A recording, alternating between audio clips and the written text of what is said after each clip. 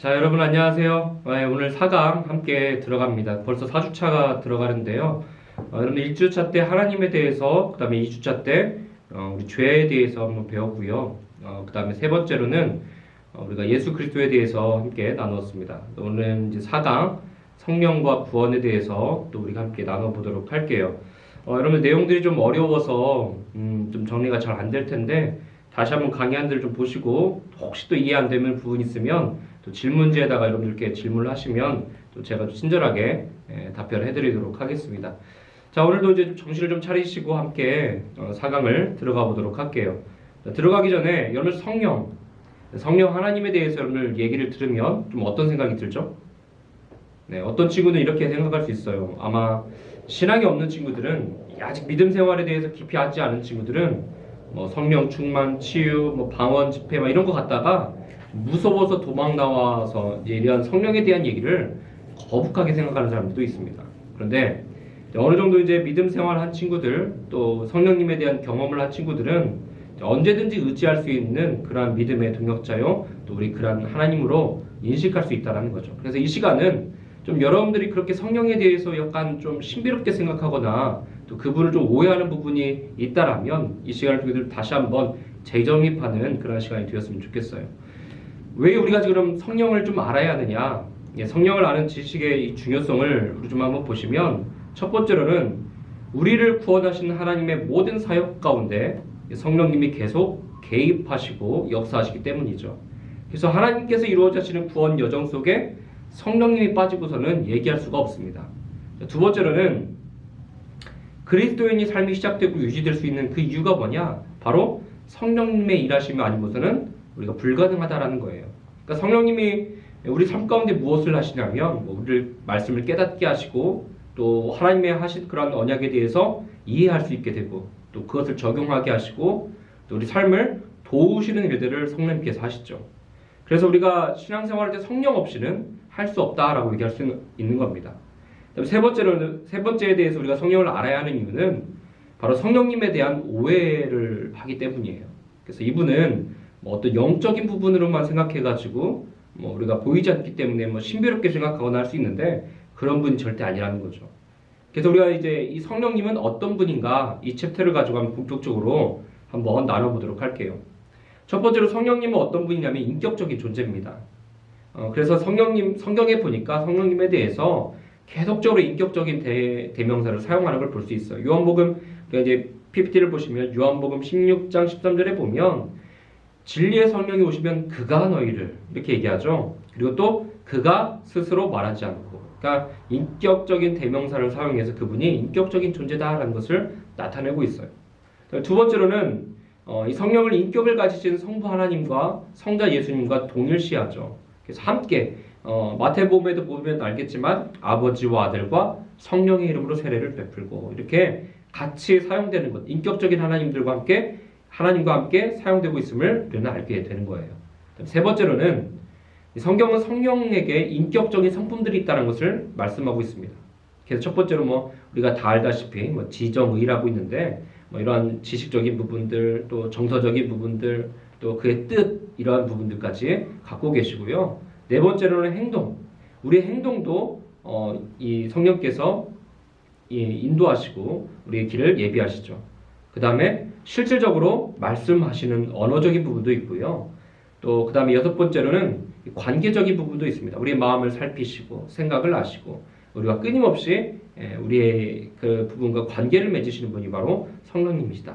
그 다음에 마지막으로 도덕성을 갖고 있습니다. 그래서 우리가 죄의 길에 빠지지 않도록, 또 죄가 무엇인지를 깨닫게 하시고 그 길을 걸어가지 않도록 도덕적인 부분으로 인도하시는 분이 바로 성령님이시다라고 우리는 정리할 수 있어요. 자, 힘들죠? 자, 두 번째로 한번 볼게요. 자, 성령님은 어떤 분이냐면 삼위일체 하나님이십니다. 그래서 제3위의 하나님이시죠. 성경에서 보면 성령님을 하나님으로 표현하고 있어요. 그래서 아나니아 삽비라가 이제 그 예물을 하나님 앞에 헌금을 드렸을 때 그 베드로와 더불어 속이게 되죠. 그때 이 베드로가 얘기하는 것이 뭐냐면, 왜 네가 성령을 속였느냐, 그리고 나중에 말하기를 하나님을 속였다라고 얘기를 하죠. 그러니까 성령 하나님에 대해서 하나님이라고 표현하는 것을 우리가 볼 수 있어요. 자, 그다음 두 번째로는 그 성령의 이름이 하나님의 이름과 밀접하게 연결되어 있다는 것을 기억하셔야 돼요. 그 다음에 마지막으로 성령님은 하나님이시기 때문에 하나님의 속성을 동일하게 갖고 계십니다. 그래서 영원하심, 또 전능, 전지하심, 그다음에 편지하심, 어디든지 계신 이러한 부분들까지 하나님의 속성을 동일하게 갖고 계신다. 이렇게 이해하시면 됩니다.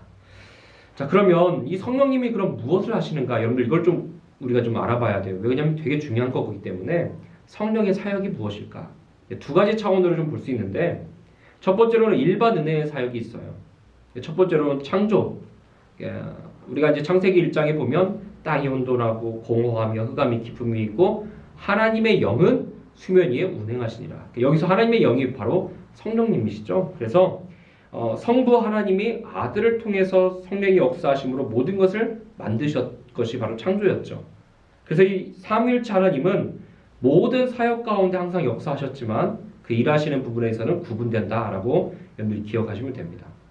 자, 두 번째로는 이 성령님이 무엇을 하시냐면 섭리와 보존을 하고 계시죠. 그래서 창조된 우주 만물들을 보존하고 계시고 유지하고 계시죠. 그래서 우리가 이 우주가 돌아가는 이 우리 모든 지구가 움직이는 것 가운데 이런 성령님의 역사하심이 없다면 우리 한순간도 살아갈 수 없는 존재, 보존할 수 없는 존재라는 것을 우리가 기억해야 돼요.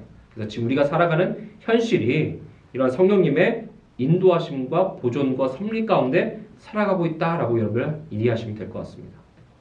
자, 그 다음 세 번째로는 다스림입니다. 통치하시죠.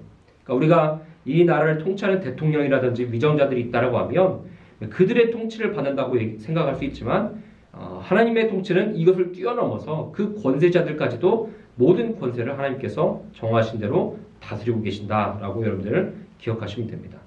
그다음 네 번째는 이 문화적인 부분이죠. 그러니까 성령님께서 이 문화를 우리에게 주셔서 이 문화를 통해서 또 우리 삶을 풍요롭게 합니다. 각가지 재능들, 여러분들이 가지고 있는 다양한 이러한 재능들을 통해서 이 문화를 발전시키고 또 풍요롭게 하고 더 누릴 수 있게 이러한 부분까지 성령님께서 간섭하고 계시죠. 그 다음 다섯 번째는 죄를 억제하십니다. 그러니까 여러분들이 때로는 죄의 길에 걸어갔을 때 성령님께서 그들을 막으실 뿐만 아니라 그 말씀과 율법을 통해서 우리에게 죄를 짓지 않도록 또 우리를 깨닫게 하시는 그런 역사를 하시는 것이 바로 성령님의 일하심이다라고 여러분들 아시면 될 것 같습니다. 자, 그러면 일반적인 사역이 이렇습니다. 그러면 특별한 사역들이 있어요. 왜 그러냐면 성령님은 이 사역의 본질의 핵심이 있는데 그게 뭐냐면 성령의 일은 그 하나님의 아들의 일을 영화롭게 하는 것인데 결국 성령님은 항상 그 초점을 아들인 예수 그리스도에게로 향하고 있습니다. 그래서 이 성령께서 하시는 사역의 본질은 뭐냐면 처음부터 끝까지 예수 그리스도라는 것을 우리는 아셔야 돼요. 자, 그러면 그분이 우리에게 하시는 일이 뭐냐면 첫 번째로 성령은 우리에게 중생을 주십니다. 여러분 중생 좀 이해가 안 되시죠? 거듭남이라는 건데 이것은 뭐냐면 새로운 영적 생명의 원리를 부여하는 거죠. 그래서 죄와 허물로 죽었던 영혼들을 다시 살리시는 성령의 즉각적인 행위입니다. 인간의 전 인격에 영향을 미치게 돼요. 그러니까 쉽게 말하면 이겁니다. 그러니까 여러분들 우리가 죄와 타락으로 인해서 오염된 생명 없는 인생을 살아왔습니다. 근데 그것을 성령님께서 붙잡아 주셔서 우리가 하나님을 바라볼 수 있게 하는 거죠. 그래서 우리 죄를 지은 우리가 그러니까 하나님께서 죄에 대해서 말씀하시는 것을 깨닫게 되는 거예요. 성령님을 통해서. 그래서 죄가 뭔지 또 어떤 것이 선한 건지를 깨닫게 되고 자연스럽게 그 깨닫게 되어진 것에 대해서 회개하게 되는 것이죠. 그리고 다른 차원에서 십자가의 은혜에 대해서도 우리가 이해하고 믿게 되는 것입니다. 그래서 어느 날 우리가 하나님의 말씀을 들으면 내가 하나님의 말씀에 거역했던 것에 대해서 깨닫게 되어짐을 통해서 눈물도 나고 또 슬픔도 갖게 되고 찔림이 있게 되는 거죠. 그리고 부끄러우면서 그 죄를 뉘우치게 되죠. 그래서 자연스럽게 우리 삶이 어떻게 됩니까? 회개를 통하여 변화되는 그런 삶을 살아가게 되는 것이죠.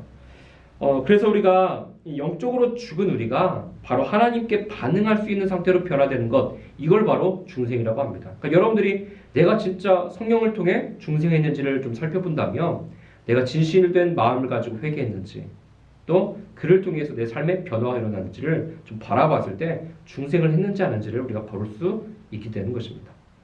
자, 두 번째로는 이제 어떤 역사를 하시냐면 예수 그리스도는 성도가 중생할 때 성령 세례를 선물로 주십니다. 이거는 되게 단회적인 사건이에요. 그러니까 예수님께서 베풀어 주시는 이 성령 세례인데 구원의 순간에 혹은 중생의 순간에 일어나는 아주 단회적인 사건입니다. 그래서 이 중생하여 그리스도와 연합할 때 이 성령 세례를 선물로 받게 되는 것이죠. 이러한 성령 세례는 어떤 의미냐면 그리스도의 몸의 성도를 연결시키는 거예요. 우리가 성령 세례를 받음을 통해서 어떻게 됩니까? 이제 하나님과 관계없던 인생이 하나님과 관계 있는 인생이 되었고 예수 그리스도와 우리가 연결된 인생을 살아가게 되는 거예요. 그게 바로 이제 성령 세례입니다. 그래서 여러분들이 내가 예수님을 믿고 또 예수님이 나의 구원자이며 내가 그것이 깨달아져서 그러한 삶을 살아가고 있다면 우리는 뭡니까? 성령 세례를 받은 삶을 살아가고 있는 것이죠. 그러니까 예수님과 상관 있는 삶을 살아가고 있다는 겁니다. 이렇게 우리가 이해하시면 될 것 같아요. 자, 그 다음 세 번째로는 성령님께서 우리 안에 내주하세요. 내주한다는 것은 뭐냐면 우리 안에 계시고 떠나지 않냐시고 영원토록 우리 안에 계신다는 것이죠. 근데 여러분 우리가 이렇게 생각할 수 있습니다. 성령께서 내 안에 내주하고 계시는데 때로는 여러분들 삶 가운데 그렇게 살아가지 못할 때가 있잖아요. 그러니까 성령님 우리를 간섭하시는데 성령님께서 하시는 것 같은 삶이 아니라 타락된 완악한 삶을 살아갈 때가 있죠. 그래서 여러분들 우리가 처음 주님을 만났을 때 그런 뜨거운 감정들, 감격들이 다 사라질 때가 있어요. 그리고 주님으로부터 받았던 그 능력들이 있는데 그 능력들도 퇴색해져 버릴 수도 있죠. 그런데 우리가 그렇다면 이러한 죄된 삶을 그대로 살아간다고 한다고 하면 우리 안에 성령이 떠나갔느냐? 그렇지 않다는 거죠. 성령님은 우리 안에 여전히 내주하고 계시죠. 그리고 완전히 떠나지 아니하시고 우리를 긍휼히 여기셔서 계속적으로 그리스도와 친밀한 관계를 맺게 하시는 게 바로 성령님의 역사십니다. 그래서 여러분들이 성령님을 우리가 영접했고 내 안에 내주하고 계셨는데 성령님이 내가 죄를 지었기 때문에 떠나셨는가? 이러한 고민들을 할 수도 있는데 그렇지 않다는 거예요. 여러분 우리 완악함을 내려놓고 주님을 향하는 모습들이 우리에게 필요하다. 이렇게 이해하시면 될 것 같습니다. 자, 네 번째로는 성령님께서 우리에게 인을 치십니다. 인을 친다는 것은 뭐냐면 도장을 딱 찍는 거예요. 확신을 하시는 거죠. 그러니까 우리가 하나님의 소유됨을 선언하는 것입니다. 그러니까 여러분들이 단순히 세상을 살아가는 그러한 하찮은 존재가 아니라 하나님의 자녀라는 사실을 인증해 주시는 거예요. 누가요? 성령님께서요. 그래서 우리가 때로는 믿음과 또 구원에서 흔들릴 때 우리가 하나님의 소유됨을 확인시켜주는 하나님의 편의 그런 확증이라는 것을 기억하시면 됩니다. 자, 마지막으로 하나님이 약속의 보증이 되세요. 자, 보증. 이 보증이라는 단어는 물건을 거래할 때 사용되는 용어입니다. 자, 예를 들어서 여러분들 쌀 100가마니를 우리가 이제 며칠 뒤에 구입한다라고 얘기했을 때 그 농부는 똑같은 쌀을 아마 한 가마니 정도를 맛보라고 주는 경우가 있어요. 이게 이제 보증한다는 것이죠. 그러니까 구매자에게 한 포대 정도 보내서 맛을 보게 하는 건데 이와 같이 하나님께서 성령을 통해서 하늘나라에서 누릴 수 있는 그런 복락을 그 은혜를 부분적으로 맛보게 하시는 것 그게 바로 보증이라는 겁니다. 그러니까 성령의 인치심이 우리 마음에 확신을 준다고 한다면 이 보증이라는 것은 뭐냐면 우리가 성령의 인치심을 실제적으로 누리며 살아갈 수 있도록 베풀어 주시는 은혜예요. 그래서 우리가 어떻게 됩니까? 성령께서 하나님의 약속의 보증이 되시니까 우리는 천국을 확신하고 소망하고 살아가게 된다는 것이죠. 그래서 이러한 은혜를 우리가 갖고 살아갈 수 있다. 이렇게 정리하시면 될 것 같습니다. 자, 이제 우리가 성령 충만에 대해서 한번 배워보도록 하겠습니다. 우리 신앙하는 사람들에게 있어서 우리가 가장 좀 기억해야 하고 좀 주목해야 할 것이 바로 성령님이 우리 안에 충만하는 것을 좀 바라며 살아가야 돼요. 이 충만이라는 단어가 흘러 넘친다는 그 헬라어 에온이라는 단어에서 비롯된 건데 우리 삶 가운데 성령님으로 가득 찬 인생은 좀 어떨까요? 우리가 좀 그러한 삶을 좀 기대하며 살아가야죠. 성령 충만을 좀 정의해보면 이렇습니다. 우리 교환을 보시면 성령 충만은 성령 세례의 결과로 우리가 좀 보여지죠. 그래서 그리스도인의 삶 속에서 모든 활동 가운데 내주하시는 성령님에 의해서 우리가 지배받고 다스림을 받는 것을 의미합니다. 그래서 이걸 우리가 좀 어떤 통제받고 이렇게 답답하게 여길 게 아니라 성령님께서 우리 앞길 예비하시고 인도하시고 또 우리가 그 안에서 살아가게 된다는 것을 좀 우리가 생각하시면 돼요. 그래서 이 성령 세례는 여러분들 단회적인 그런 하나님의 선물이겠지만 이 성령 충만은 지속적으로 이 선물이 더 많이 충당돼야 됩니다. 계속적으로 우리가 성령 충만을 간구하고 갈구해야 돼요. 다시 말해서 이 성령 충만이라는 것은 뭐냐면 압도적으로 성령의 주권 아래에 사는 삶이죠. 그래서 이를 통해서 그 열매를 맺어가는 것, 그 열매를 보여주는 것이 바로 성령 충만입니다. 여러분들이 성령 충만한 삶을 산다면 성령의 9가지 열매를 맺어가면서 여러분들 그 안에 하나님께서 원하시는 삶을 살아갈 수 있다는 거예요. 자, 그러면 어떤 사람이 그럼 성령 충만한 사람이냐? 성령 충만의 증거를 한번 보신다면 다른 것 없어요. 그런 증거는 기적적인 그런 사건을 통해서 저 사람 성령 충만해라고 알 수 있는 게 아니라 저 사람의 삶의 모습, 도덕적인 부분들, 또 그런 삶의 모습들이고요. 또 그런 은사라든지 가지고 있는 어떠한 신비적인 방언, 예언 이런 것에 성령 충만의 근거가 있지 않고 성령의 열매, 그가 살아가는 삶의 열매들을 통해서 우리는 그 사람의 성령이 충만하다는 것을 알 수 있다는 겁니다. 그래서 5가지 이런 성령 충만한 사람들의 표지, 증거를 좀 보게 된다면 첫 번째로 우리가 영적인 교제를 좀 보게 돼요. 그래서 시와 찬송과 신령한 노래들로 서로 화답하는 것.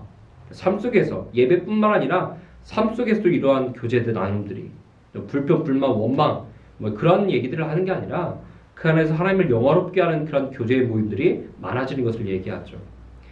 두 번째로는 이 전심으로 드리는 예배가 드려집니다. 참된 예배라는 것은 뭐냐면 하나님이 누구신지를 좀 깨닫는 것, 그리고 공개적으로 하나님을 인정하는 것, 그리고 자유롭게 나아가서 개인적인 교제를 나누고 날마다 충성하겠다라는 그런 다짐을 하는 것이 바로 이 참된 예배의 모습이죠. 그러니까 여러분들이 진심으로 성령 충만하게 전심으로 예배드린다는 것은 어떤 의미냐면 여러분들이 마음과 뜻과 정성을 모여서 예배를 드릴 뿐만 아니라 내가 예배를 드리는 대상자이신 하나님이 누구신지를 올바로 깨닫고 그분에게 올바로 표현하는 것이 바로 참된 예배죠. 여러분 예배 가운데 이러한 부분들 좀 인식하고 함께 예배에 참여했으면 좋겠습니다. 자, 세 번째로는 범사에 감사하게 돼요. 때로는 짜증나고 원망되는 일들이 많죠. 지금 코로나 때문에 좀 쉽지 않은 그런 학업의 일들을 좀 겪고 있는데 성령 충만한 사람들은 이 일에도 불구하고 감사할 것들을 찾게 된다는 것이죠. 네 번째로는 겸손한 복종을 하게 됩니다. 항상 겸손하게 되고 교만하지 않고 성령 하나님이 인도하심을 좀 간구하며 내가 그것에 순종하겠다는 마음을 갖는 그런 마음들이 성령 충만한 사람들에게 있습니다. 그다음 마지막 5번째로는 그리스도를 전파하게 되죠. 내가 만난 주님, 또 성령 충만의 그런 성령 충만함으로 내가 이루어졌던 신앙의 그런 여정들을 증거함을 통해서 예수님을 나타내게 되죠. 자, 결론을 보시면 이렇게 드러납니다. 성령 충만함이 드러나는 증거는 결국 예배와 교제에서 나타나게 돼요. 성령 충만한 그리스도인이라면은 결국 예수님을 찬양하게 될 것이고 또 하나님 앞에 감사하게 될 것이고 또 이를 통해서 서로 화답하며 피차 복종하게 되는 것입니다. 그래서 이 그리스도를 전파하는 이 소명이야말로 우리에게 주신 성령님의 마음이기 때문에 여러분들이 성령 하나님에 대해서 좀 깊이 묵상하시고 또 여러분들이 성령 충만함을 강구하실 때 예배의 모습과 또 삶의 모습과 예수님을 나타내는 삶을 통해서 그것이 드러나시고 또 그것이 증거가 될 수 있는 여러분들 되기를 간절히 소원할게요. 자, 그러면 이런 성령 충만함을 여러분들이 좀 이제 마음속에 조금이라도 생겼으면 성령 충만을 위해서 좀 여러분들이 버려야 할 것들이 있습니다. 하지 말아야 할 것들이 있어요. 첫 번째로는 뭐냐면 성령님을 근심하게 하지 말아야 합니다. 아까 이제 성령님은 인격적인 분이시기 때문에 우리 정서적인 부분도 갖고 계세요. 그런데 이 근심이라는 단어가 뭐냐면 속을 태우거나 슬프게 만드는 것이죠. 그러면 무엇이 성령님을 이렇게 슬프게 만들고 또 속을 태우고 근심하게 만드냐면 다른 것 없어요. 근데 그분은 거룩하시기 때문에 죄를 미워하시죠. 또한 그리스도를 영화롭게 하기 때문에 성도가 그리스도를 향하지 않고 죄의 길을 걸어갈 때 우리 성령님은 근심하십니다. 때로는 우리가 이러한 죄를 덮기 위해서 어떤 종교적인 행사, 열정을 갖고 영적인 체험을 하려고 막 노력하는데 그걸 가지고는 죄를 덮지 못해요. 그래서 우리가 해야 할 것은 뭐냐면 우리의 시선을 세상의 것들이 아닌 죄의 것이 아닌 예수 그리스도에게로 향하는 수밖에 없습니다.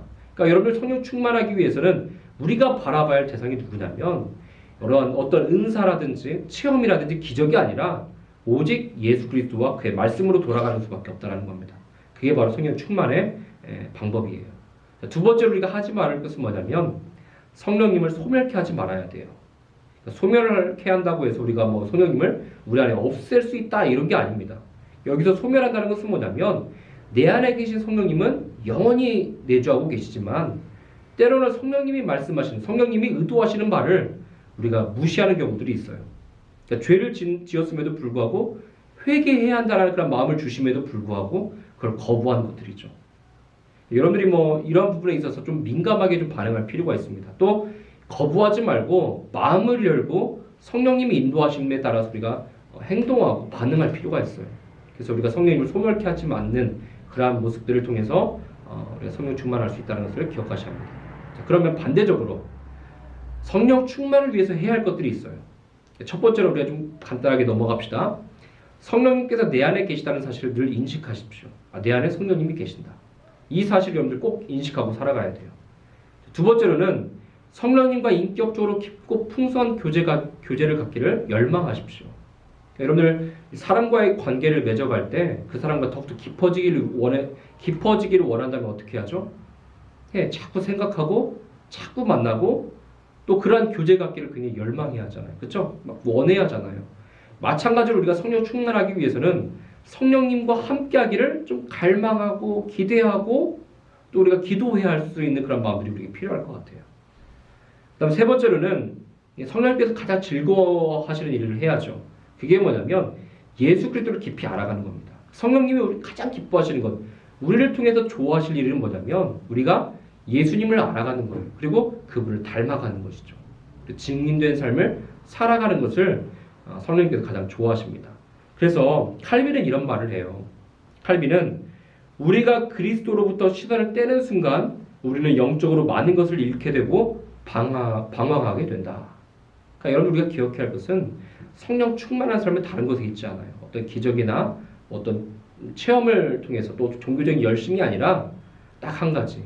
우리가 예수님을 바라보는 것, 예수님을 향하는 것, 거기에 있다는 것을 좀 기억하셨으면 좋겠습니다. 자, 그 다음 우리가 여덟 번째로 성령 충만에 대해서 오해하는 부분이 있어요. 아까 이제 제가 계속적으로 얘기했지만 특별한 경험을 좀 추구하는 신비적인 그런 체험들을 요구하는 사람들이 있습니다. 성령 충만하면 뭔가 좀 신비로운 경험을 해야 돼. 기적을 체험해야 돼. 이렇게 생각할 수 있는데 그렇지 않아요. 때로는 이러한 기적이 마귀의 어떤 그런 계력일 수도 있다는 겁니다. 모세가 이스라엘 백성을 출애굽시키기 전에 바로 앞에서 기적을 보이죠. 지팡이가 뱀이 되는 사건. 그렇죠? 이거를 똑같이 그 바로의 술사들과 마술사들도 똑같이 따라합니다. 그러니까 여러분들 이 기적을 우리가 체험했다고 해서 성령 충만한 게 아니라는 거예요. 그러니까 민감해야 합니다. 우리가 성령 충만한 기준은 뭐냐면 기적을 체험하고 이적을 체험한다고 해서 그게 다가 아니라는 거예요.